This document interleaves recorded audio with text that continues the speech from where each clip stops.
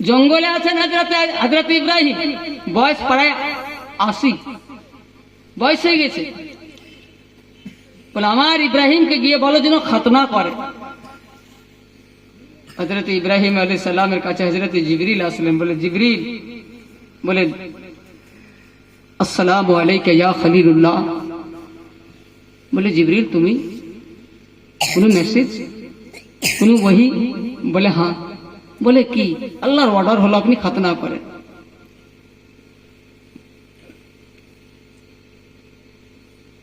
হযরত ইব্রাহিম আলাইহিস সালাম চিন্তা করতে লাগলেন, এখন আমার কাছে কোনো হাতিয়ার নেই, খতনা করার জন্য হাতিয়ারের দরকার আছে না। এখন বাড়ি যাব, আল্লাহর ওয়ার্ডারে, আল্লাহ যে আমাকে ওয়ার্ডার করেছেন এতে যদি দেরি হয়ে যায়, আল্লাহ যে আমাকে হুকুম করেছেন যে আমাকে যদি দেরি হয়ে যায়, তার জন্য হযরত ইব্রাহিম আলাইহিস সালাম বাড়িও গেলেন না,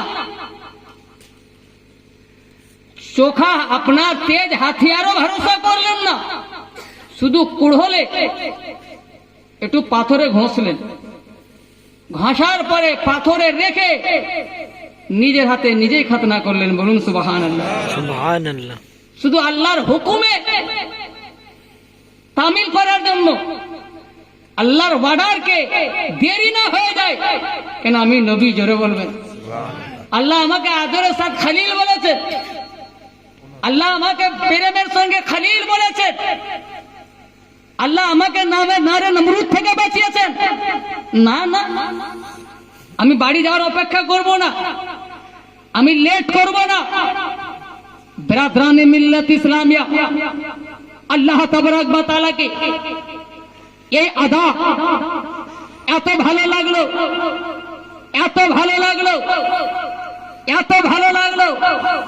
আল্লাহ বলেন, এ খলিল, তুমি আমাকে এত ভালোবাসো, এ ইব্রাহিম তুমি আমার সঙ্গে এত মোহাব্বত রাখো, তো চাও যাও, যখন তুমি বাড়ি যাওয়াটা সহ্য করলে না, আপনার ভোথা কুড়ালে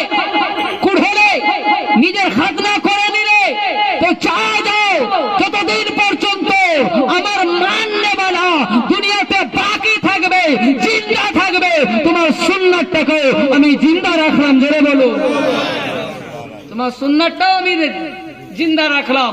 যেখানে যেখানে আমার নাম লেনেওয়ালা থাকবে, ওখানে ওখানে মুসলমানই হবে। ওই জন্য প্রত্যেক মুসলমানের জন্য সুন্নাত করে দিলে, প্রত্যেক ঘরে ঘরে বিরাদরানে মিল্লাত ইসলামিয়া আপনার এই সুন্নাতটা জারি। মানুষ কোনো কাজ করুক না করুক, যেমন করে হোক, 5 কিলো মাংস নিলেও, 2 কিলো মাংস নিয়েও কিন্তু কি এই খতনাটা করবে। কেননা এটা আল্লাহকে খুব ভালো লেগেছিল, আল্লাহকে খুব প্যারা লেগেছিল। তো বিরাদরানে মিল্লাত ইসলামিয়া বাবাজি ভাইরা, এই সুন্নাত আগামীকাল হবে, সবাই দোয়া করবে সেই বাচ্চাটা, 2টা না 3টা বাচ্চা আছে, যেন সুস্থ থাকে, ভালো থাকে। তো বিরাদার বুঝতে পারলেন, হযরত ইব্রাহিম আলাইহিস সালামের আগে যত মুসলমান, যত নবীগণ ছিলেন, কেউ খতনা হয়নি। যা হয়েছে হযরত ইব্রাহিমের পরে হয়েছে। একবার দুরূদ পড়েন, আল্লাহুম্মা